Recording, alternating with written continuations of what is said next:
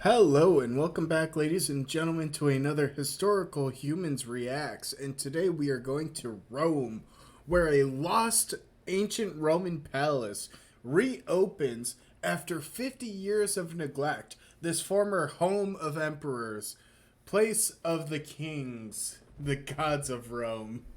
Yeah.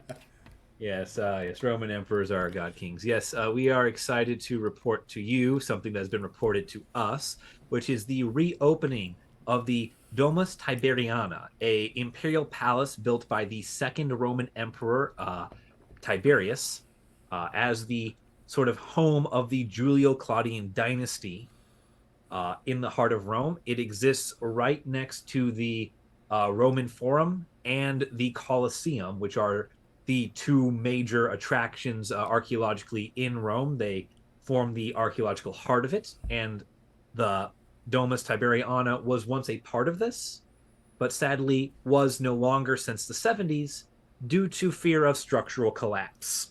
The Domus Tiberiana sits upon Palatine Hill, the city's oldest hill, which overhangs Rome and was where the imperial dynasties ruled for centuries. But, like Colin was saying, the site fell into disrepair, and in the 1970s, the site was shut down due to structural instabilities on some of the ruins. And the closure left a huge gap in the city's history because the Palace of the Emperors was no more. Yeah. Yeah, basically, the way it used to be is you kind of got a full picture of Rome with the three monuments. You have the Colosseum from the Flavians, the big monumental architecture. You would have the Domus Tiberiana as this grand ruined palace for how the emperors lived in Imperial Rome. Then you had the Forum, which showcased Rome's religious and uh, republican legacy from before the emperors came to power, and it really, really encapsulated sort of all of Rome: the monuments, the emperors, the republic, and the emperors weren't a part of that story for a very long time. Now they are again. And they definitely made their mark. And the hill, Palatine Hill, is thought to be the home of Tiberius, where he then basically took over a bunch of noblemen's houses to create this palatial estate that consisted of numerous um, Praetorian barracks. They had Yeah, gardens. Praetorian. Yeah, the Praetorian barracks. That's basically the emperor has a personal bodyguard that answers only to him. They live in the palace. Yes, because protection, especially Yeah, against these people. yeah, And yeah. it was a whole compound and complex of facilities that consisted of multiple buildings and outbuildings. But it was very ornate. It was very decorative. It was very much a statement of power. It was a projection of wealth and might and divinity. Yeah, and the projection of power is very much summed up in the view you can get from the palace. The palace itself looks down directly over the Roman Forum. The Roman Forum, which is built at the base of the Palatine Hill, contains two key buildings. Number one, it contains the actual forums themselves, which is where laws, news, politics, and legal trials were openly conducted and debated. And two, it contains the Senate. This allows the emperor to actively look down and watch over the Senate, symbolizing just how above them he is. We love some good Uh, symbology. yeah, yeah, this is a lot of fun stuff.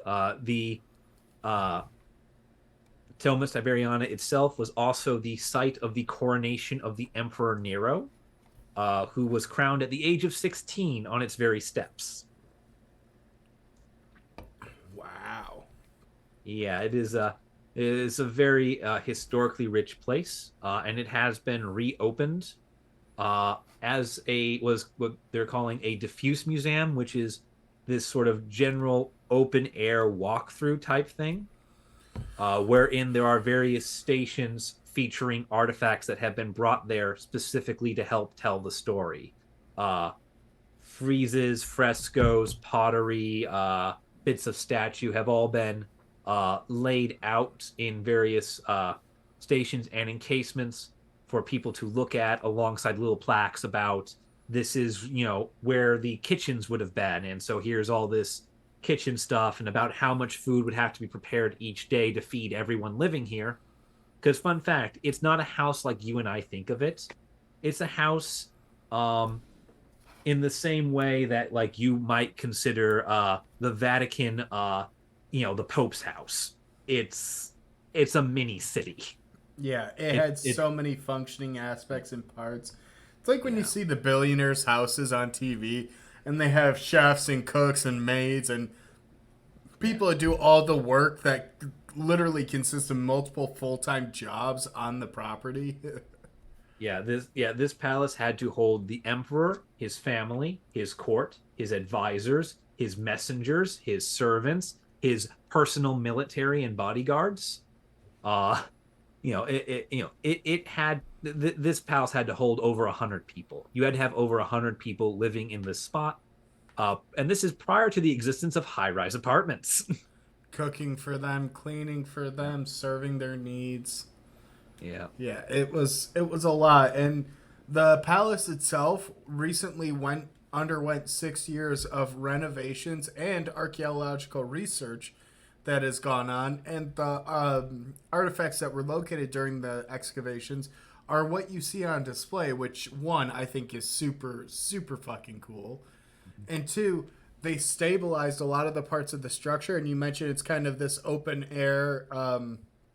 Yeah. More of an open concept museum, and that's Yeah. part to encourage people to wander through it, to look through it, to explore the ruins in a different way than we traditionally would. Yeah, and this concept is also used to a lesser extent in the Roman Forum themselves. The Roman Forums, you are allowed to walk through, provided you remain on a set path. But you are allowed to freely walk through them within limits. It's not, what we would usually think of as museums and telling, where it's curated cabinet after curated cabinets. It's much more open and experiential. And apparently, people really love it because I believe it reopened this year. And from its opening till the end of September, it has received 400,000 visitors. I mean, just beyond the fact that it's the Roman Emperor's palace, that alone is going to draw people. But we talked about this in a museum Yeah. studies and museology course that we took, where museums are starting to reinterpret how they display artifacts. They're starting to reimagine how museums convey information and convey a story and convey meaning and context behind these artifacts. And this is one example of a more modern idea permeating into prehistory and into some very very important monuments, where a different style of display, a different style of presentation, a different style of information delivery is really taking prominence. Yeah, and I think it's a very good way to go about this for this site in particular, as the Domus Tiberiana also has a very rich post-imperial history.